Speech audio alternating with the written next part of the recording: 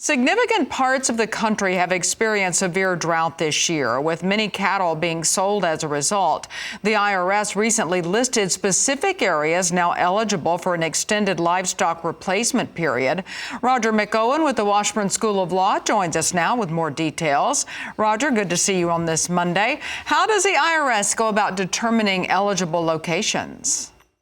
Well, good to be with you, Tammi. An eligible location is any county or region that has suffered what the code says is exceptional, extreme, or severe drought conditions as determined by the National Drought Mitigation Center.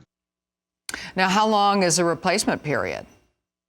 Well, normally a producer has 4 years from the close of the first tax year in which any part of the gain from conversion is realized to replace those animals with like-kind livestock. But if the area is designated as a drought area, as I mentioned, according to the Drought Mitigation Center, as not having had a drought-free year, then the replacement period can be extended for another year. And that can continue if the drought continues. And apparently, we think there's no end to how many additional one-year extensions a county or a region can have if they continue to have prolonged drought. Very interesting. So are there any additional rules that producers need to keep in mind during this process?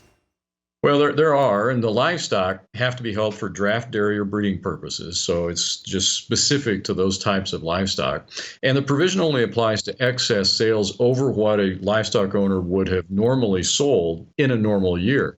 And it's the excess that's eligible for deferral by being treated as a non-taxable involuntary conversion. So that makes it important to keep real good records of your annual livestock sales. Well, let's really dig down deep and find out exactly how someone can know if they're eligible.